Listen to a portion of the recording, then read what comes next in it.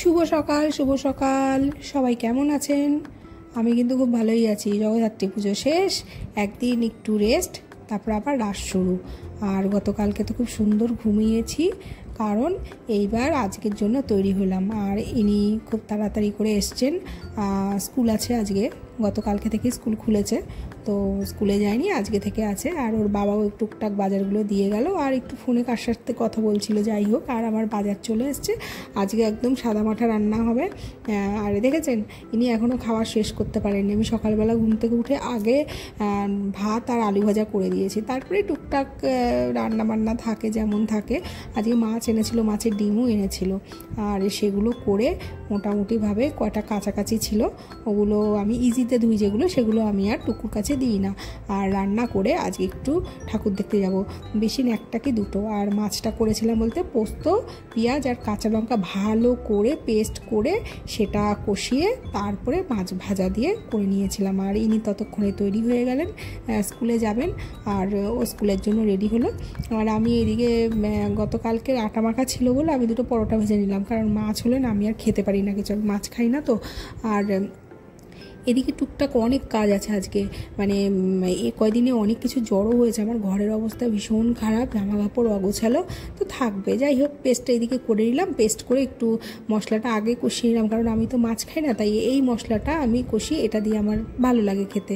যাই হোক, আমি একটুখানি তুলে নেবো বলে এই জন্য আগে একটুখানি করে নিলাম, পরে যখন মাছ ভাজা করব এই মশলাটা আরেকবার তেলের মধ্যে দিলে সুন্দর করে হয়ে যাবে।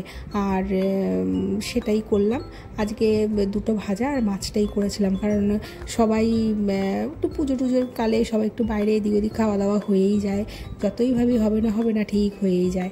আর টুকটাকভাবে একটু তাড়াহুড়ো করছি, কারণ বেরোতে তো হবে। আর ছেলে স্কুল থেকে আসলেই বেরোবো, আজকে ও 3:30টার মধ্যেই ঢুকে যাবে, আমি যতটুকু জানি আর কি। এবার দেখা যাক কি হয়। আর ছেলে আসলে তারপরে বেরোবো, আর ওইদিকে ততক্ষণে জামা কাপড়গুলো আনতে হবে। আর রাস হচ্ছে নবদ্বীপে, সত্যি কথা বলতে সব জায়গার থিম ভালো হয়, কোথাও প্যান্ডেল ভালো হয়, কোথাও এই সেই অনেক কিছু হয়, গয়না ভালো, কোথাও ওই ভালো সেই ভালো, কিন্তু আমাদের নবদ্বীপে সবসময় বড় বড় ঠাকুর হয়। ও জয়দেব বাবা ঠেকুয়া পাঠিয়েছিল, আর ঠেকুয়ার ভাগ কোনো দিনই দেওয়া যায় না, কারণ ঠেকুয়া তো ঠেকুয়াই হয়। যাই হোক, সেই ঠেকুয়াও আমি আবার খুব খেলাম, ভালো লাগে খেতে। আর যাই বলছিলাম আর কি, ঠাকুর আমাদের নবদ্বীপের ঠাকুরগুলো হয় কি বলুন তো, একদম যাদের স্পন্ডিলাইসিস রোগ আছে তারা যেন নবদ্বীপে ঠাকুর দেখতে না আসে।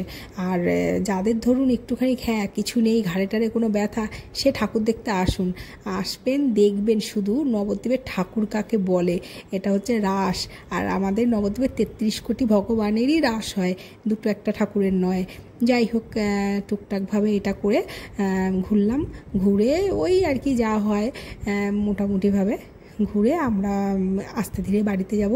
বাড়িতে গিয়ে খুব তাড়াহুড়ো করছি, কারণ কালকে সকালবেলা আমরা বন্ধুরা মিলে, মানে আমাদের যে ফাউন্ডেশনটা আছে সেই ফাউন্ডেশনের সব বন্ধুরা মিলে আমরা সময় দিয়েছি 10টা নাগাদ টাইম দেওয়া আছে। এইবার আমাকে তো এত দূর থেকে আবার যেতে হবে, তার জন্য আজকে আর বেশি চাপাচাপি করলাম না, কালকে হবে আবার মজা। তারপরে আড়ং বিসর্জন এবছর আর হবে না, কারণ এবছর একটু সবাই কোনো রকমে আছি। আর দেখেছেন আমার বাড়ির কিন্তু লাইটগুলো এখনও জ্বলছে, আর ওই যে চাঁদ মামা উঠে পড়েছে। যাই হোক, ভিডিওটি এখানটাই শেষ করলাম, ভালো লাগলে একটি লাইক করবেন, অবশ্যই একটু সাবস্ক্রাইবও করবেন, আর সবাই ভালো থাকবেন।